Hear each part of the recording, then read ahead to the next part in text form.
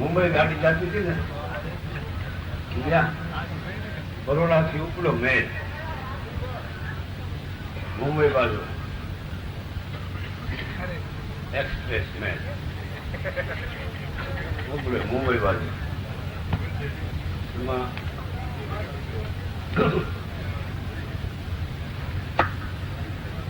બરોડા છોડ્યું ને 5-10 કિલોમીટર જ્યાં મેલ ગયો હશે ત્યાં ડબ્બામાં ટીટી ચડ્યો. ટિકિટ ટિકિટ ટિકિટ ટિકિટ બધા જ પાસેથી ટિકિટ લીધી જઈને સાઈન કરતો જાય, લીટો આપતો જાય પાસે. બધાને ચડી ગયેલા ગાડી. બહુ જૂના જમાના એની પાસે બાપા ટિકિટ એટલે કાઢ્યું અહીંથી ઘડીઓને કહું હોય ને ઘડિયાને એમાં બાંધેલી. આ તો ટિકિટ થોડા આવી છે એમનું થોડા થઈ બેઠા થઈ 30 રૂપિયા 35 પૈસા દો. હવે છે ને કે પેલા ભર્યા છે ને તો કે પેલા તો ગયા છે પણ લોકલ ના છે, આ તો એક્સપ્રેસ મેલ છે કે એમાં ફેર શું કે ઈ હાલે ના હાલે કે તો કે ઈ હળવળો હાલે ને આ રોજ બહુ ઉતાવળી હાલે છે તો કે તમે હળવળો આપો ને અમારે ક્યાં ઉતાવળ.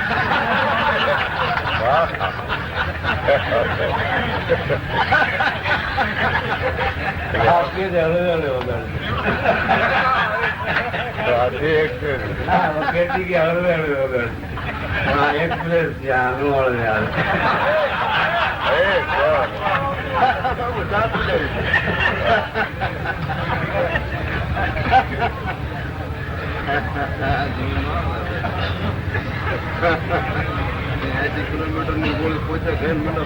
વાણિયા વાતો એ રીતે વાણિયા રાગ એ રીતે રજપૂત.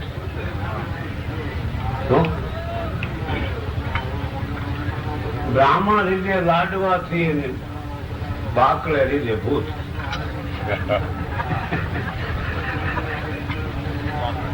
બાકડા બનાવે તેલમાં તળી કાળી સૌદેવી ઉપયોગ થાય.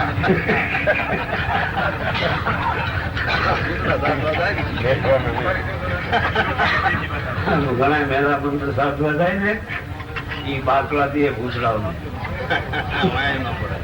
એટલે એની પાસે ન આવે, એ મોકલે એની પર જાય. એમ વાતમાં આગળ બુદ્ધિ વણિકની છે, એક વિચાર રીત ભાત રાજપૂતોની છે, ચતુરાય ચારણોની છે. એમ શાસ્ત્રમાં કીધું છે ચતુરાય ચારણોની છે. તો મને એમ છે કે હશે આગળ, હમણાં તો કઈ એવું લાગતું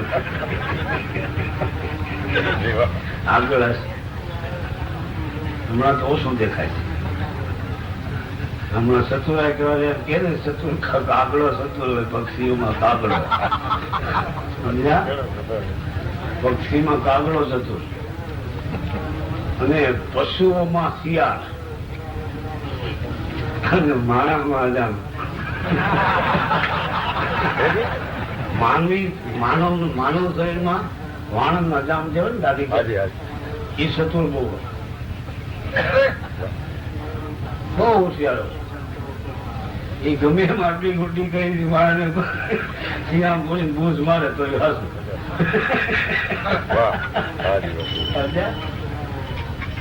પણ કે છે કે ચતુર ખરો કાગડો પણ બંધાય થી 2 પગે બંધાય. બંધાય જ નહીં લગભગ તો જેથી બંધાય તેથી 2 પગે બંધાય. એમ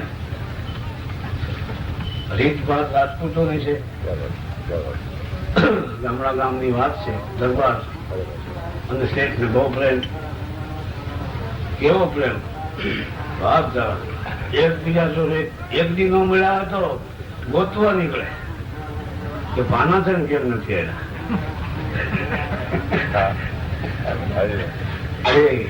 અરે તમે યાદ કરો ને, અમે નમાવી એવું કઈ બને કરતા. હવે બાપુ દરબાર જે હતા એ 12 મહિના સુધી પાનાસન ત્યાંથી ઉધાર માલ લે બધા. 12 મહિને એનું બધું ભેગું આપી દે મોસમ આવે તે એવો સંબંધ. આને વિશ્વાસ શેઠ ને કે આ બાપુ કોઈ આપણું ખોટું નહીં કરે. હવે એમાં એક વખત 12 મહિના થઈ ગયા અને બાપુનું બધું જે લેણું દેણું દેવાનું હતું ભરપાઈ થયું નહીં. સંબંધ એવો એકબીજાને કે આમ અમારે દેશી ભાષામાં કાઠિયાવાડી ભાષામાં ક્યાં આંતરે ગાંઠ્યું એટલો પ્રેમ થઈ એકબીજાને. એમાં કઈ લેણ દેણ સાથે બહુ સંબંધ નહીં. એ ઠીક થાય તો બાપુ દેજો ને કઈ જરૂર નથી એવો ભાવ એમ. અને આના મનમાં એવું નહીં કે ન દેવું. આપડે કેવું હમણાં દુકાળમાં દુકાળ પડે સમય છે ભાઈ. કોઈ ટાઈમ કેવો હોય કોઈ ટાઈમ કેવો હોય પણ બુદ્ધિજીવી વાણિયા જેવું કોઈ નહીં. સમજ્યા નરપતસિંહભાઈ? બુદ્ધિજીવી પેલો નંબર, બુદ્ધિમાં એનો નંબર. હવે એમાં બનાવ એવો બન્યો એટલે એકબીજાને એકબીજા હાલે નહીં. અને બાપુ એક ગયા દુકાને, કેમ છે પાનાસન? ઓહો પધારો પધારો પધારો. કાલના મળ્યા નથી. હા ભાઈ આ તારે ક્યાં વાંધો છે? યાદીએ બે હું તારે કે ચક્કીએ બેઠા બેઠા મોજ કરવી છે. અમારે શું થાય અમારું મન જાય. દુકાન માથે દુકાન. ઠીક આજ આપણે વાળીએ કરવા દે. નદીને કાંઠે ની વાડી નથી દરવાની. અને બધું ખેડી નાખેલું આખું ખેતર વાડીનું પડું જે હતું બરોબર. નદી કિનારે ગામથી 1.5-2 કિલોમીટર દૂર.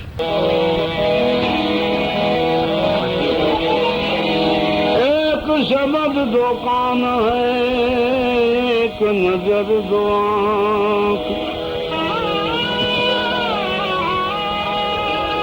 गुरु गोविंद दोनों एक हैं, जो जांख सके तो जांख.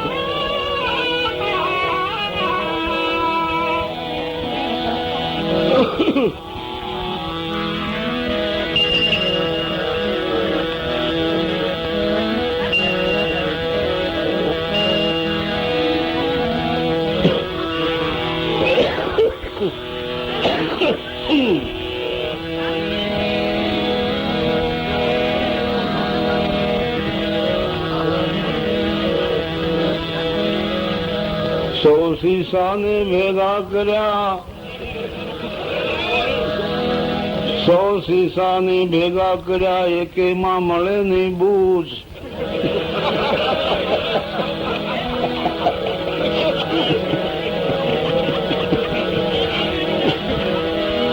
જાઉં તું એને જામનગર, ત્યાં તો ઉઠી ગયો કાનાલુસ.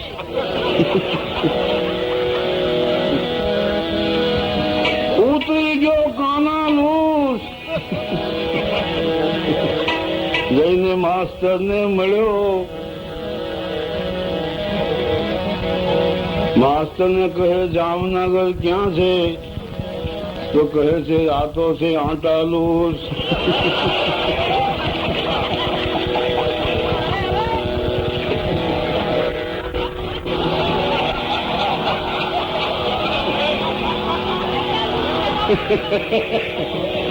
તો જામનગર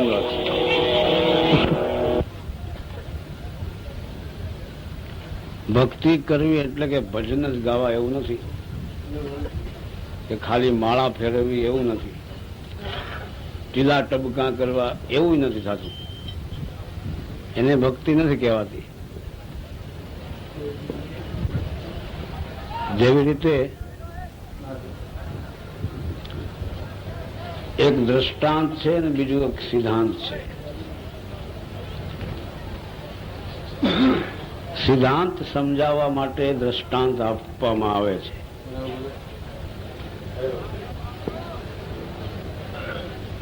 જેમ ગાડી હોય, ગાડી એમાં લગભગ ઘણા સમજી જાય.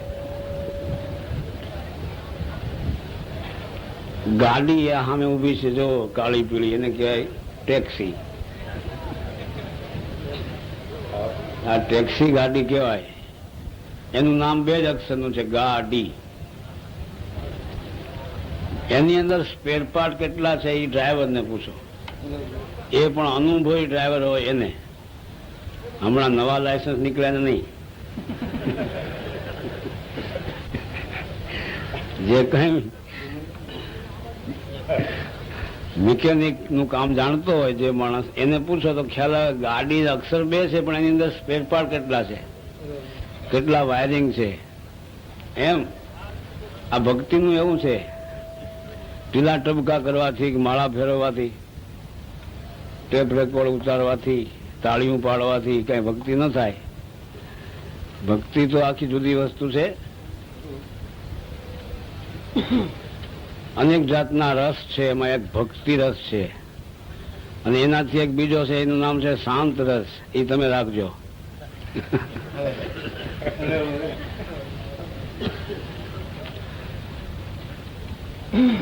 એટલે રસમાં એક રામરસ પણ છે. અમારી સાધુ સાહેબ ભાષામાં રામરસ મીઠાને કહે છે, સમજ્યા? નિમક ને એને કે રામરસ લાવજો. હરિહર કરવા બેઠા હોય બધા, પંગત બેઠી હોય સાધુઓની, એમાં કે ભાઈ રામરસ આપજો. ઘણા નો અમને ચોપડી લઈને આવે કે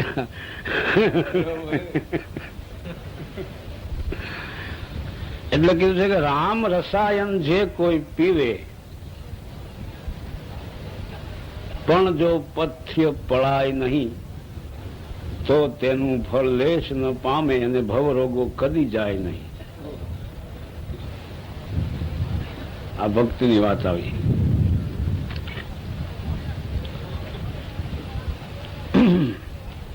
એક રાજા હતા, નાનો એવો દાખલો છે. એ બિચારા બહુ સંત પ્રેમી હતા. સાધુને જોવે કે ભગવા વસ્ત્રને જોવે એ કાંઈ પૂછે નહીં, દરબારમાં લઈ જાય ને ખૂબ એની સેવા ચાકરી કરે, ભેટ પૂજા સારી એવી આપે, 8-15 દિવસ રોકે, સેવા જ કર્યા કરે. કોઈએ કીધું ભાઈ આમ તમે સેવા કર્યા કરશો તો આમાં તમને કઈ મળવાનું નથી, પણ કોઈ સંત આવે ને તમે પૂછતા જાઓ, કઈક જ્ઞાન લેતા જાઓ. તો પણ હું જ્ઞાન લેવું? તો કે એમ નહીં, એક મારા જેવો દેશી બાવો ભટકાઈ ગયો, સમજ્યા, એટલે શીખડાવી દીધું એને. હા, દેશી બાવો એટલે ઝાડા પાડે ને દેશી બાવો કહેવાય. હા, ખોટે ખોટા ભગવા ઘડીક પહેરી લે, ઘડીક કાળા પહેરી લે, ઘડીક ધોળા પહેરી લે, ઘડીક સડી બુસ્કોટ પહેરી લે. આનું નામ દેશી બાવા કહેવાય. એવો બાવો ભટકાઈ ગયો ને દરબારને ઊંધું અવળું એવું સમજાવી દીધું. મૂળ તો બિનાકા કંપની હતી, સમજ્યા? બિનાકા કંપની ઓળખો છો? બિનાકા ટૂથબ્રશ આવે છે દાંત સાફ કરવાનું.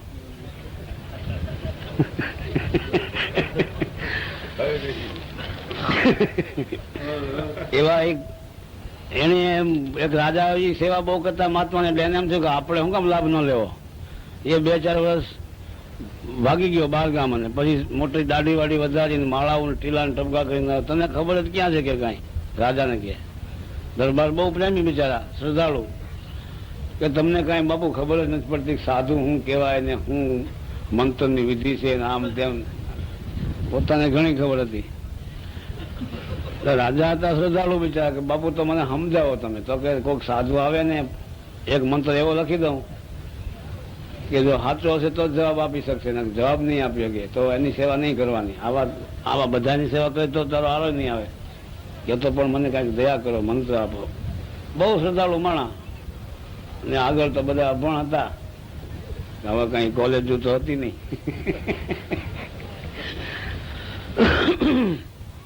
તો સમજાવો મને કે તમે એક મંત્ર લખી દો. પૂરો મંત્ર એને પોતાને નતો આવડતો, પણ ક્યાંકથી લઈ લીધો અડધો મંત્ર ગીતાજીમાંથી. યદા યદા હિ ધર્મસ્ય ગ્લાનિર્ભવતિ ભારત. અધૂરો મંત્ર એ એને કે જો કોઈને કેવું નહીં હો, કે જો કહેશ તો તને કે તારી માથે કેટલું આ દુનિયાભરનું પાપ આવી પડશે. માટે કહેવાનું કોઈને નહીં, આપણે બે જ જાણીએ. અને આ મંત્ર જે સાધુ આવે એને પૂછવું, અને જો એનો જવાબ સાચો આપે તો એની સેવા કરવી. આમ આવે આવી રીતે સેવા કર્યા કરશો તો ક્યાંથી સારો આવશે? કે તો પણ એનો સાચો અર્થ શું થાય એ તો આને કાંઈ ખબર નહીં, એ સંસ્કૃત તો ભણેલ નહીં. કે તો હું તને કહું ખરો, પણ તું કોઈને કે નહીં. તો અરે પણ કે કોઈને ન કહું. તો કે ના, વખતે કહી દે તો કે બધું ઉપાધિ થાય. ન કહું કે तो देख के यदा यदा ही धर्मों से ग्लानिर्भवती भारत, इसका अर्थ क्या होता है पता है तेरे को? કે પતા હોય તો હું જોઈ બાબુ. તો કે તો કાનમાં કહું, કોઈને કહેતો નહીં હો. કે તો કોઈને इसका अर्थ होता है पकोड़ा. પકોડા હિન્દીમાં ભજીયા ને પકોડા કે इसका अर्थ होता है पकोड़ा के. સમજ્યા? આ પકોડા પકડાયા બાપુને. હવે બાપુ મૂક્યો નહીં પકોડાને. હા, જે સાધુ આવે, બાપુ નમો નારાયણ, નમસ્કાર, સીતારામ, સેવા આપની કરું, પણ મારા મંત્રનો અર્થ જો તમે, મારા ગુરુએ મંત્ર આપ્યો છે એનો અર્થ કરી દો તો સેવા થાય, નકર હામી જેલ તૈયાર છે. આ મહાત્મા વિચાર મૂંઝાય ને, જે આવે કે આ શું, આવો શું અર્થ હશે? કેટલાય જેલમાં પૂરેલા. એમાં કુદરતને કરવું છે. રાણીજી હતા, એમના ગુરુ આવ્યા. અહીં ગેલેરીમાંથી માતાજી બેને જોયું, રાણી સાહેબે, કે ગુરુજી આવે છે ને આ રાજાને કોઈ ઊંધું પકડાવી દીધું છે ને આ બધા સાધુ જેલમાં પૂરે છે. મારા ગુરુને પૂછે તો ઉપાધિ થાય. એટલે એમને દાસી હતા, એમને કીધું કે તમે બાપુને જે હવા મહેલ છે આપણો બહાર, ત્યાં ઉતારો આપો કે આઈ ન આવે, પછી વ્યવસ્થા કરશું. દાસી તો ગઈ, બાપુને નારાયણ કર્યા. બાપુ કે આપનો ઉતારો વાં રાખ્યો છે, નદી કાંઠે જે બંગલો બનાવ્યો છે ને હમણાં મહારાજાએ, એકાંતમાં આપને આનંદ આવશે. બાપુ વિચારવા પડ્યા કે આ કોઈ દિન એને આ શું, અને શું ખબર કે બાપુ ભટકાઈ ગયા છે. તો ગયા, જેવી ગરદણીની રીતે રહેવું જોઈએ ને, આસન આપ્યું, વ્યવસ્થા હતી બધી. दासी ने पूछा कि बहन ये सब क्या है? ये अभी तो ये सब ऐसा कभी तो हमने देखा नहीं, हम तो जब आते राजमहल में उतरते हैं, मगर महारानी जी है कि नहीं है? तो बापू है, लेकिन अभी कोई महात्मा आया था तो उसने एक महाराजा को कुछ ऐसा समझा दिया है, सब साधु को जेल में भेजते हैं. अच्छा, कारण क्या है? કારણ ની કોઈને ખબર નથી. તો કે તું ગમે એમ કરી કારણ જાણી આય. કે હું કોશિશ કરીશ બેન, કે આવીને મહારાણીજીને વાત કરી કે બાપુ આમ કહેતા એનું કારણ કાંઈક જાણી આવો. કારણ જાણવાનું કીધું એટલે રાણીજીએ બપોરે જમવા આવ્યા મહારાજા, તો પોતે અવળા ફરીને બેઠા કે આ થાળી આપી દીધી. કે છે શું? તો કે કાંઈ નહીં, આપણે શાસ્ત્રો એમ કે છે કે પતિ અને પત્ની ભલે શરીરથી જુદા હોય પરંતુ એના વિચારો જુદા નહીં હોવા જોઈએ. પત્ની છે એ પતિની અર્ધાંગીની છે, અડધું અંગ છે, એનાથી જુદાઈ રાખે તો પાપ છે. માટે તમે મને મારાથી એક વાત છુપાવો છો, એ વાત નથી કરી ત્યાં સુધી આપણે બે પાપમાં પડી. માટે જે હોય કયો તો હું તમને જમાડું. તો છે શું? તો તમને કોઈ મહાત્મા કઈ સમજાવી ગયા છે ને, એ કોઈને કહેવાય એવું નથી. તો મને તો કેવું જોઈએ, કોઈને ન કહેવાય. પણ તમે કોઈને કહી દો, એટલે કે કોઈને ન કહું, કહી દઉં કાંઈ, તમે ના પાડો પછી કહેવાય કોઈને? કહેશો તો નહીં ને કોઈને, તો કે કોઈને ન કહું, તમે કેવા હમ ખાઓ આમ તેમ. કે પણ મને શંકા થાય છે, વખતે તમે કહી દો. અરે પણ તમે વચન આપો છો નહીં કહું પછી ક્યાં વાત છે? તો કે આ ગુરુ આવ્યા હતા, મહાન ગુરુ હતા, હિમાલયમાંથી આવ્યા હતા. ક્યાંથી આવ્યા? હિમાલયમાંથી. તો કે આવ્યા હશે. એને આપેલો આ મંત્ર છે. આ દુનિયામાં કોઈને જો બહુ ઓછા મહાત્માઓને ખબર હશે, 1 કે 2 મહાત્માને, અને ઈ મંત્ર મને આપ્યો છે. અને એનો અર્થ થાય છે પકોડા. કોઈને કહેતા નહીં, કે જો કહેતા નહીં ને મોત થાય મારીને, તો પણ કહું જ નહીં. મહારાજાને હરિહર કરાવ્યું, જમાડ્યા, ગયા. પછી એક ખરેખર આમ કાગળ લખ્યો સદગુરુ મહારાજને કે ભાઈ આમ વાત છે, અને મંત્ર એક આપી ગયા છે, અર્થ એનો આ શીખડાવી ગયા છે. મહાત્મા એ વાંચ્યું, ખૂબ હસ્યા. વાહ રે વાહ, છે ને દુનિયામાં. કાગળ લઈ જોડીમાં નાખીને પોતે સભામાં આવ્યા. તો મહારાજા બેઠા છે, કચેરી કડાઠડ જામી છે. એમાં સંત પ્રવેશ કરે છે તો બધાની નજર ખેંચાણી કે આ બાપુનું આવ્યું, હમણાં જેલ ભેગા કરશે. કારણ કે આ મંત્ર કોઈને નથી આવડતો. એટલે મહારાજા ઉભા થયા, વિવેક કર્યો, મર્યાદાથી સત્કાર કર્યો. પધારો બાપુ, આપને હું ઓળખું છું, પણ એક મારી લાચારી છે કે એક મારો મંત્ર મને ગુરુએ આપ્યો છે. એમણે કીધું છે કે આનો સાચો જવાબ આપે એની સેવા કરવી, જો જવાબ ન આપે તો સામે જેલ છે. अरे भाई, महात्मा कह रहे ऐसा कौन साधु है जो साधु को जेल में भेजता है? भाई हो बापू હોય કે અમને તો કઈ જાણી નહીં સાધુઓમાં, પણ આ મહાન સાધુ હિમાલયમાંથી આવ્યા હતા. अच्छा अच्छा, तो क्या है तुम्हारा मंत्र? તો કે બાપુ મંત્ર જાહેરમાં કહું છું, બધા સાંભળે, એમ જવાબ તમારે પછી દેવો પડશે. ભાઈ हम हो सकता है तो नहीं जानते तो नहीं भी दे सकते, तो जेल में जाएंगे, इसमें क्या है?